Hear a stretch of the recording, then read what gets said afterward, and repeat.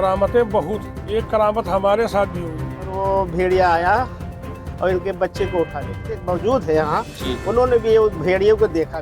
बताते हैं कि इन्होंने अपनी आंखों से भेड़ियों को देखा है। क्या कुछ वाकया था वो?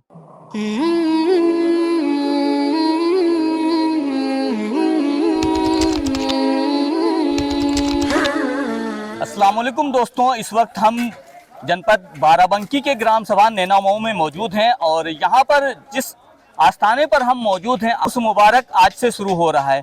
तो आज हम इस वीडियो में आपको हजरत की मुख्तसर हिस्ट्री के बारे में बताएंगे, साथ ही इस गांव की भी हिस्ट्री बताएंगे कि इस गांव का नाम नैनामऊ क्यों पड़ा।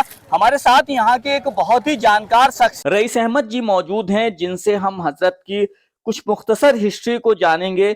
और चलिए धीरे धीरे हम आस्थाने पर पहुंचते हैं और सीधे आपकी मुलाकात करवाते हैं रईस अहमद जी से। हजरत का सालाना उर्स शुरू हो रहा है, हजरत की मुख्तसर हिस्ट्री हमारे दर्शकों को बताइए।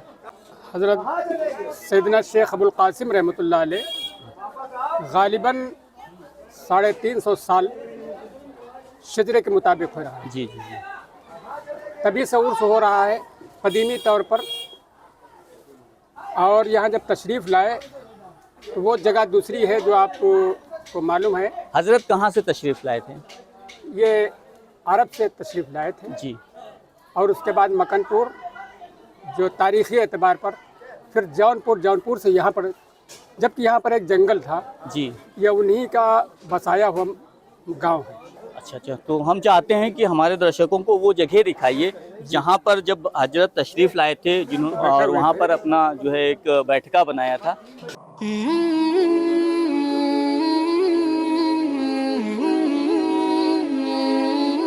तो साथियों, हम लोग उस जगह पर मौजूद हैं जहाँ पर जब हजरत सैयदना शेख अबुल कासिम रहमतुल्लाह अलैह जौनपुर से तशरीफ़ लेकर आए थे, तो वो ये वही जगह है, यहाँ पर उन्होंने क़याम किया था।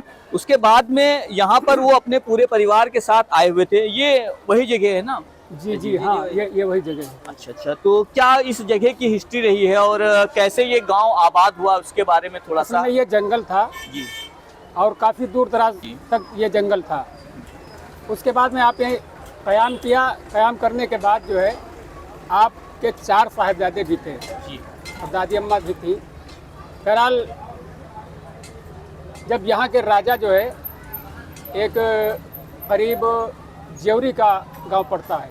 कितनी किलोमीटर होगा यहाँ से? 3 किलोमीटर, 2 किलोमीटर या 3 किलोमीटर का जी जी शायद। जी जी। बहरहाल वो जहाँ तशरीफ़ लाए, वो राजा जो है उसकी लड़की का नाबीना थी जी। और बहुत सा इलाज किया, हकीम तबीब वैद्य वगैरह, लेकिन फ़ायदा नहीं हुआ। जी। फिर उसके बाद में किसी ने बताया कि वहाँ एक बुज़ुर्ग ठहरे हुए हैं, आप उनसे मुलाकात कीजिए। तो वो राजा यहाँ पर आया, जबकि ये जंगल था। ढूंढते ढूंढते यहाँ पर तशरीफ़ लाए और यहीं पर क़याम था। तो आपसे इल्तिजा की उस राजा ने, जबकि हिंदू राजा था वो, तो आपने उनके लिए दुआ की, खाक उठा करके दिए आँखों में लगाने के लिए। अल्लाह का करम हुआ कि उसकी बीनाई आ गई, यानी वो देखने के लायक हो गई। तो राजा खुश होकर के, तो ये जो रकबा जहाँ पर नैनामऊ बसा हुआ है, जी जी। ये पूरा का पूरा जो है तो रकबा उसने लिख दिया था, जिसको वक्फ बोर्ड में भी लिखा हुआ है। फिर उसके बाद में जो है यहाँ जब उसकी लड़की ठीक हो गई, उसकी बीनाई आ गई, उसकी आँख में रोशनी आ गई जी। तो उस वक्त हिंदी में जो है तो नैन आँखों को कहा जाता है। जी जी जी। इसी सिलसिले में ये गांव का नाम जो है तो नैनामऊ हुआ। मऊ कहते हैं मौजे को और नैन कहते हैं आँख को। इसी तरीके से नैनामऊ ये, तो जब यहाँ आए धीरे धीरे करके लोग देखते गए, यहाँ पर क़याम करना शुरू हुआ। धीरे धीरे आज ये बड़ा रौनक अफरोज़ एक गांव बन गया है अल्हम्दुलिल्लाह, जो आप भी देख रहे हैं, हम भी देख रहे हैं। अपने आबा अजदाद यानी कि बुज़ुर्गों से मैंने सुना है जी। ये जो नीम का पेड़ लगा हुआ है, ये आप ही के अपने मुक़द्दस हाथों से लगाया था सैयदना शेख अबुल कासिम रहमतुल्लाह ने। जी जी, यही एक तो खास ये रिवायत बहुत है। कदीमी पेड़ है। जी जी, कदीमी पेड़ है। लगभग अभी तक हम लोगों को देखने का शरफ हासिल हुआ। साथियों, ये वही जगह है, आप लोग देख सकते हैं, ये वही जगह है जहाँ पर शेख सैयदना अबुल कासिम रहमतुल्लाह अलैह पहली बार तशरीफ़ लेकर आए थे और इस जगह को घेर दिया गया है। और ये जो आप चारों तरफ गांव देख रहे हैं वो गांव हजरत का ही बसाया हुआ है। तो हम आप लोगों को अब लिए चलते हैं आस्थाने की तरफ और हजरत की मुख्तसर हिस्ट्री आप लोगों को दिखाएंगे। ये आप लोग देख सकते हैं, ये नैना मऊ का बाज़ार है और यहाँ पर उर्स कल से इंशाल्लाह शुरू हो रहा है हजरत का। तो आप लोगों से गुजारिश है कि अगर आप लोग आसपास के हैं तो यहाँ पर उर्स में ज़रूर तशरीफ़ ले लाएँ। तो ये गुंबद को सजाया गया है माशाल्लाह और ये हज़रत सैयदना शेख अबुल कासिम रहमतुल्लाह अलैह की मज़ार मुबारक है। तो आज से यहाँ का उर्स शुरू हो रहा है, कल कुल होगा हज़रत का। और ये मज़ार शरीफ तकरीबन 350 साल पुरानी है और इस साइड में हज़रत के ये जो घर के लोग हैं, ख़ानदान के लोग हैं यहाँ पर, और हज़रत के खादिम वगैरह यहीं पर उनका भी मज़ार शरीफ है। तो आप लोग देख रहे हैं यहाँ पर काम बहुत तेज़ी से चल रहा है, कल कुल शरीफ होना है। तो हमारे साथ यहाँ पर ये कमेटी के एक सदस्य हैं। कुल कितनी टाइम होना है? बाद नमाज ईशा। अच्छा, ईशा 10 बजे। तो अभी हम हज़रत सैयदना शेख अबुल कासिम रहमतुल्लाह अलैह के आस्थाने मुबारक पर मौजूद हैं और यहाँ पर बहुत सारे साथी हैं। तो अभी ये हमारे बेबी भाई हैं जो कमेटी के अध्यक्ष भी हैं और अब हज़रत की कुछ मुख्तसर जो है करामतों के बारे में हमें आप बताइए। जी, खुसूसी बात ये है कि हज़रत सैयदना अबू बकर सिद्दीक़ रज़ियल्लाहु ताला अन्हु के पुश्त में से हैं जी और सिद्दीक़ी कहलाते हैं। खुसूसी बात ये है कि जितने भी हाजतमंद यहाँ आते हैं कोई मायूस नहीं हुआ अभी तक जी। ये ख़ास बात हम लोग सुनते हैं और जिसने जो दिल से दुआ मांगी इनके तुफ़ैल अल्लाह ताला कबूलियत बनाता है। करामतें बहुत हैं जी, अनेक करामतें हैं यहाँ पर।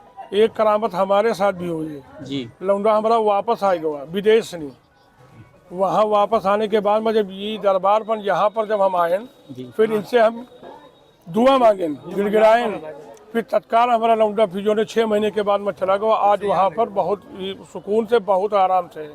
हम लोग बचपन से सुनते आ रहे हैं जी जी कि यहाँ पर झाड़ू लगाने के लिए कोई आता था। हाँ, जानवर। जी जी जी हाँ, क्या वाकया है वो ये? भेड़िया आता था, अपने बड़ों से हमने सुना है जी। और ये भेड़िया आता था। एक बार बहुत इत्तेफाक की बात है, जब हजरत मौजूद थे जी और इनकी बीवी और बच्चे भी मौजूद थे, जी तो इनकी बीवी उस टाइम जो है खाना पका रही थी। जी हमने ये बड़ों से सुना है। जी। और वो भेड़िया आया और इनके बच्चे को उठा ले गया। हजरत के बच्चे को उठा ले गया तो आप उसमें नमाज में मशगूल थे जी। और वो इनकी जो रहे बच्चों की माँ वो खाना बना रही थी। उसके बाद जो है कहे लगे, उन्होंने कहा कि आप जो है नमाज पढ़ रहे हैं और बच्चे को भेड़िया उठा ले गया है। जी जी। तो जब आपने नमाज से फारिग हुए जी तो कहने लगी ये कैसी आवाज़ थी?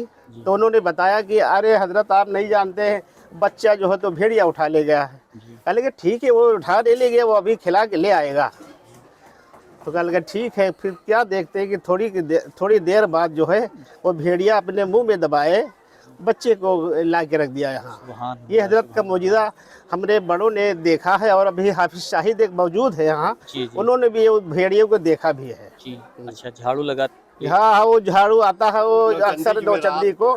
ये तो बहुत यानी पुराना वाकया है, बहुत लोगों ने इनको देखा है कि वो भेड़िया जब तक जिंदा रहा, हयात में रहा, वो भेड़िया आता था इनके मजार शरीफ पर झाड़ू लगाता था। माशाअल्लाह, सुभान अल्लाह, सुभान ये हमने अपने बड़ों से सुना है और अभी देखने वाले भी हैं। सुभान अल्लाह। तो साथियों, ये हमारे साथ एक शख्स मौजूद हैं जिनका ये सामने घर है और ये बताते हैं कि इन्होंने अपनी आंखों से भेड़ियों को देखा है। क्या कुछ वाकया था वो? हाँ, यानी ऊपर से उतरत देखे, चढ़त देखे, कहाँ समझो जी। और यहाँ बाहर झाड़ के फिर पहले चला जाता। अच्छा, ये रात के वक्त की बात है? रात की बात है। इन्होंने खुद अपने अच्छा अच्छा, माशाअल्लाह। तो ये चश्मदीद गवाह हैं। वैसे क्या नाम है आपका? मुबीन। हजरत की ये करामतें हैं। कहते हैं कि एक भेड़िया जो एक जानवर है वो हजरत के बच्चे को उसने खिलाया है, खिलाने के लिए, और वही भेड़िया यहाँ पर इस आस्थाने पर झाड़ू लगाने के लिए आता था। हर नौचंदी जुमेरात को। तो ये एक बहुत ही बड़ी जिंदा करामात है हज़रत की। तो साथियों, इस वीडियो को हम यहीं पर एंड करते हैं और इंशाल्लाह कल हम फिर यहाँ पर आते हैं और यहाँ का कुल शरीफ जो होगा उसको कवर करने की कोशिश करते हैं। कल यहाँ का उर्स स्टार्ट हो रहा है, तो उस उर्स को भी हम कवर करने की कोशिश करेंगे। अस्सलाम वालेकुम।